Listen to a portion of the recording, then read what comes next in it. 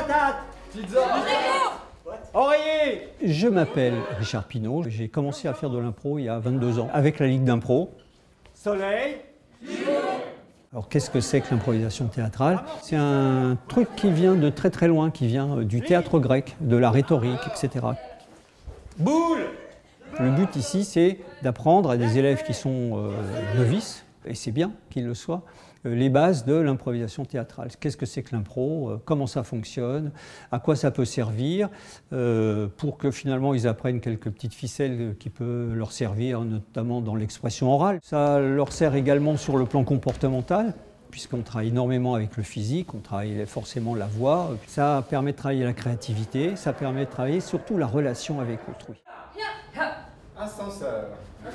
Un atelier fonctionne en 3 parties. La première partie, c'est l'échauffement, donc on réunit tout le monde et puis on fait collectivement des jeux qui ont pour base de se couper de la réalité extérieure, de s'échauffer musculairement, puisque comme je vous l'ai dit, c'est une activité physique.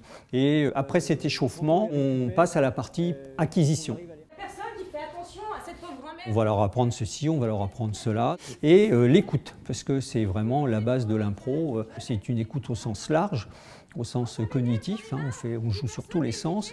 Il faut appréhender le monde qui nous entoure et voir comment on peut pertinemment faire quelque chose avec ce monde-là. Par différents jeux et exercices où on va travailler ces différents registres. Ensuite, on va travailler les personnages. Ensuite, on va travailler les décors. Puisqu'il n'y a pas de décor en improvisation, il n'y a pas de costume non plus, donc on est dans une certaine forme de neutralité. Donc quand vous rentrez sur scène, il faut que le public voit ce que vous essayez de lui faire ingurgiter en quelque sorte. Qu'on apprend à raconter des histoires. Donc on se sert de tout ce qui est la littérature en général, tout ce que le théâtre nous a montré, appris, le cinéma. Donc on a des kyrielles de modèles à travers les siècles et c'est ça qui est intéressant. C'est pas compliqué du tout. En une après-midi, on est capable de prendre un groupe, lui montrer les b.a.-ba de l'impro et puis en fin de journée, les gens sont capables de commencer à faire des choses qui tiennent bien la route. La réflexion tue l'action.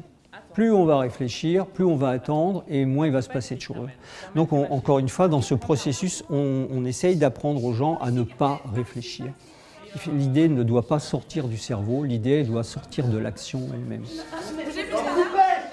Donc on a une équipe d'impro qui fait des matchs, parce que la vraie, entre guillemets, dépucelage, c'est là qu'il va se passer. C'est quand on joue devant autrui. Ils sont plutôt volontaires.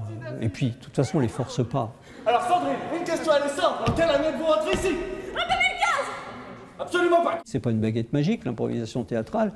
Mais je dirais dans le lambda de notre vie quotidienne, ça permet de se distancier soi par rapport à certaines situations. Donc ils apprennent à énormément travailler sur la confiance, d'essayer de cheminer d'une manière différente. Après cet outil-là, chacun en fait ce qu'il peut ou ce qu'il a envie d'en faire.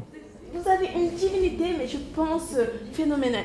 En fait, dès que vous apparaissez, le ciel s'éblouit. En fait, c'est fou. C'est le génie. Oui, c'est bon.